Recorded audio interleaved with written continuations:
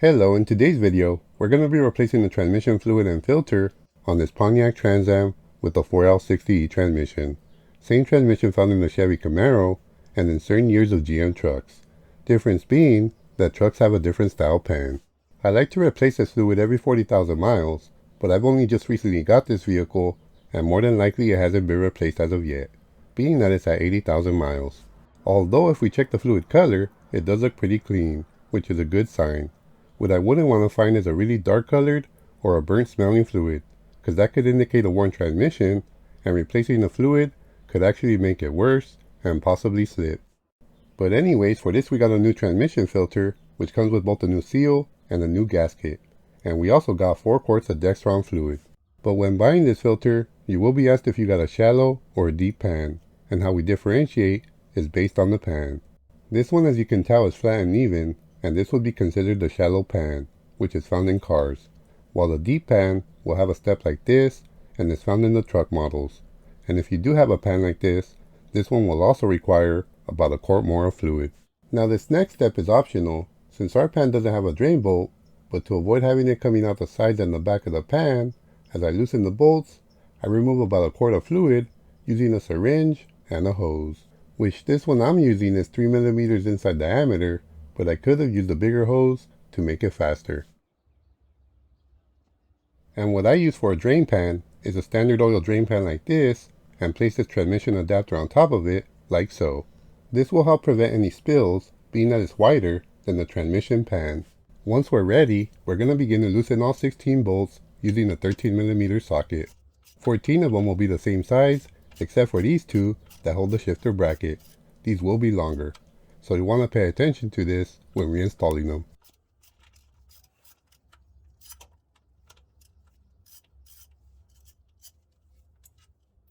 After getting these 2 bolts off, I move the bracket off to the side and out of the way. When removing the rest, you'll want to loosen the front bolts first if you didn't remove any fluid. This way the fluid can begin to come out at the front, being that it's angled, and that's the lowest point. But since I removed about a quart of fluid, I can remove them in any order. But what I like to do is leave 4 bolts or so, holding the pan loosely at each corner, and remove the rest to make it easier to remove. This way I'm not having to hold it up the whole time.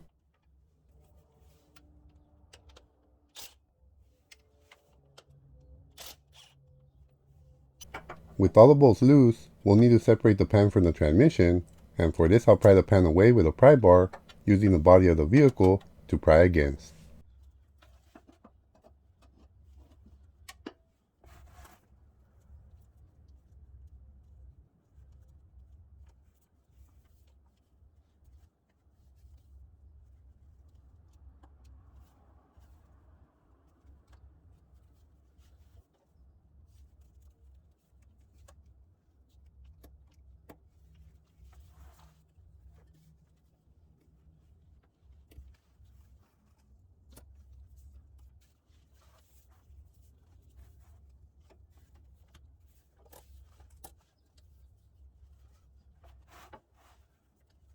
But once we're at this point, push up on the pan with one hand while removing the remaining bolts.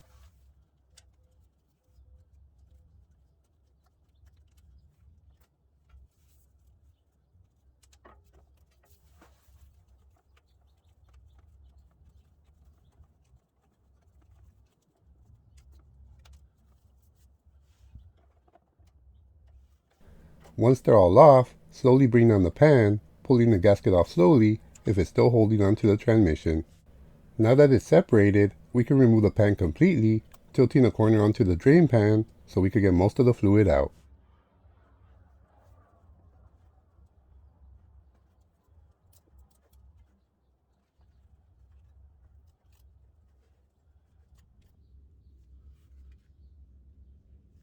And for now, we can let that drain for a while we clean and prepare the transmission pan. When inspecting this, you'll want to make sure that you don't have any chunks or excess metallic material in the pan. This one here is not so bad. It'll have this magnet which collects any metal, and it's normal for it to look like this, because we want the magnet to keep any metal from circulating, but as you can tell, it's due for a cleaning and couldn't collect any more. And if we wipe it, you can see just how much is collected, and all that's preventing from circulating. So this is why we want to replace the fluid and clean all this gunk off of the magnet so it can keep protecting the transmission. So let's go ahead and clean off our magnet first.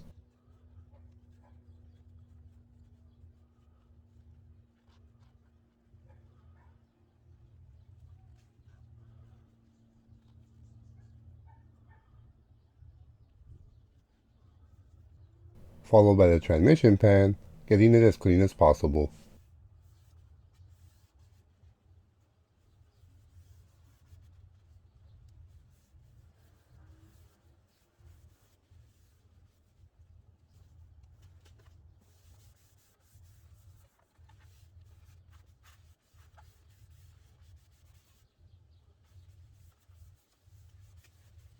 Well, let's get this old gasket off.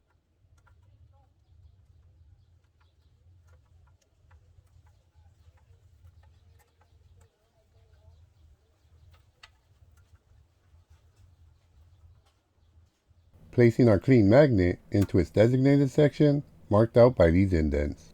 Followed by cleaning the gasket surface. I use a blade at an angle to clean off any remaining gasket or silicone that stuck to the pan.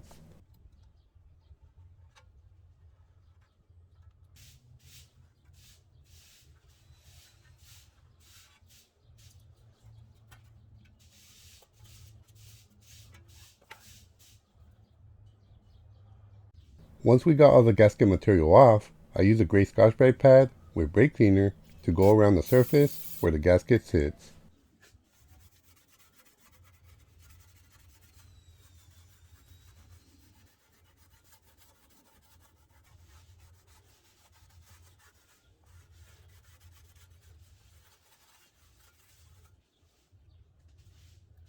After that, I give it one final wipe down with a clean rag all around.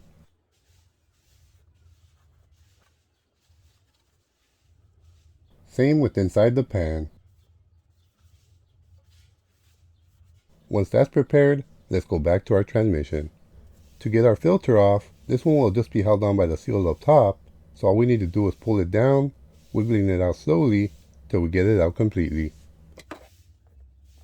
Now for the filter seal, this step I would consider more if necessary if you notice it damaged or torn in any way, due to the fact that getting this out can be quite difficult without the right tool, which I normally use a blind hole puller to get these out, but in an effort to show you guys if I had to do it without special tools, I'm going to use a pick and a small hammer. And what I'm going to do here is try to lift up one of the edges of the seal, tapping the pick between the seal and the housing.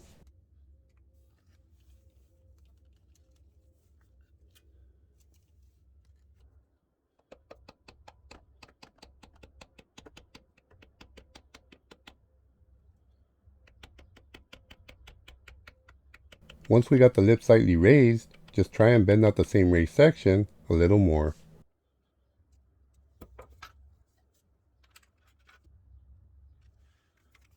At this point, I'll grab my needle nose pliers to pull the seal out like so.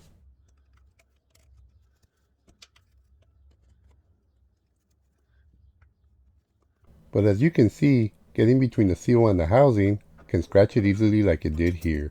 But the key is to make sure not to go all the way in and damage the inside surface where the seal sits inside. But now with that seal removed, we'll grab our new one, which looks like this. Before install, we'll lubricate it all around with a little bit of oil or fluid. To install it, we'll be using a 19mm socket, which as you can see, sits perfectly around the seal. But instead, I'm going to use a flat side where the ratchet clicks into to tap it in. So first I'll push the seal into place, getting it on as even as possible. Once it's in position, place the socket over it. Also placing an extension inside of it to tap against while tapping it into place. Sorry for the blurry shot, unfortunately the camera focused on the gloves instead. When tapping it in, the sound will change to a more solid sound once it's sitting completely in, which we just did. And as you can see, it's fully seated completely all around. Now to get our filter on. For this all we gotta do is push it back in. Once it's pushed in, it should sit at about this height and even with these wires just like so. All that's left now is cleaning the gasket mating surface on the transmission. This one being aluminum, I used a plastic razor to clean off any gasket material that may have been left. On this one, instead of using gray Scotch-Brite, I just used a clean rag with brake cleaner to wipe the surface. We want to make sure that it's smooth all around, then one final wipe down with a clean blue rag.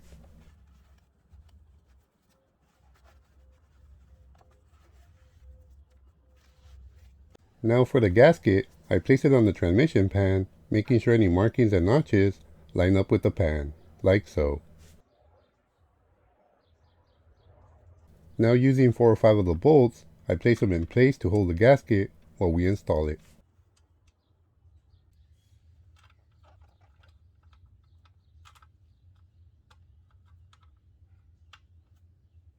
At this point, let's go ahead and get it back on. Holding it up slightly lower than the surface while we get those bolts started by hand.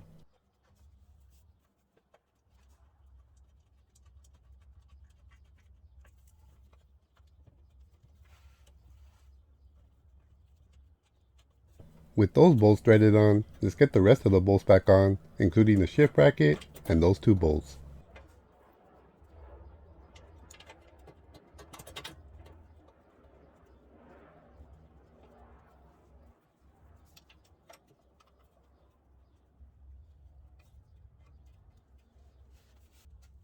Once they're all in by hand, let's bring them all down.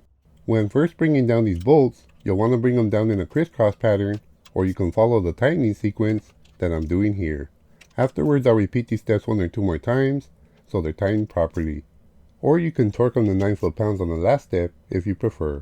But I have encountered a lot of strip threads on these transmissions, so you'll want to be careful.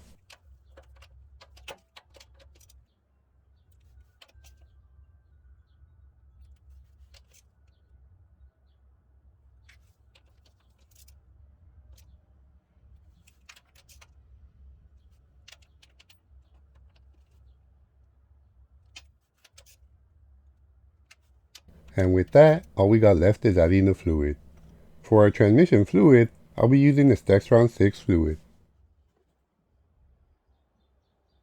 which as stated on the bottle, replaces Dextron 3, which is recommended to use on this transmission. So to add it, we'll remove the transmission dipstick, placing our funnel into the transmission dipstick tube, just like so. So I'll go ahead and pour about 3 quarts of fluid into the transmission.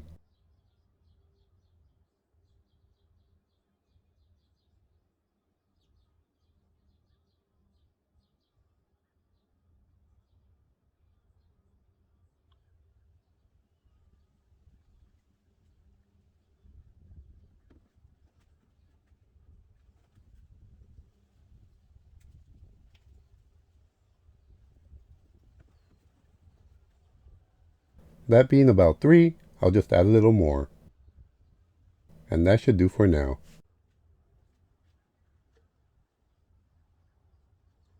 And as stated on the dipstick, we're going to want to check the fluid while the engine's running and then park.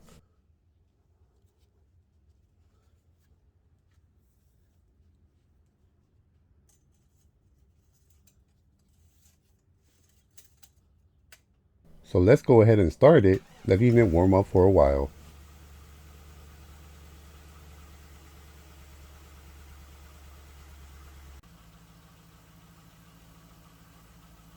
Now if we check it,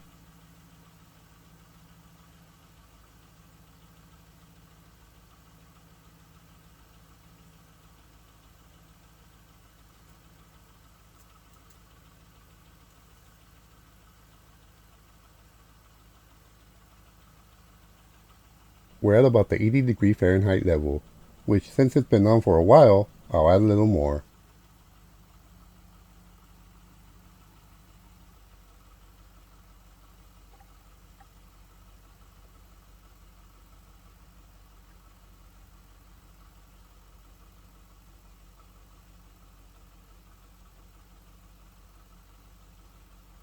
Making it about 3.5 quarts that we've added.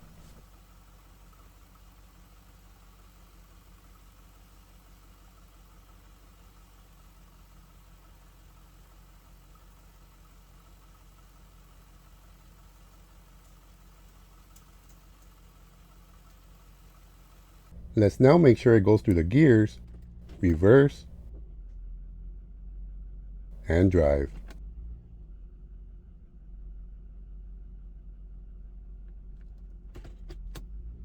After driving it for a while, getting the fluid warmed up, give it one final check.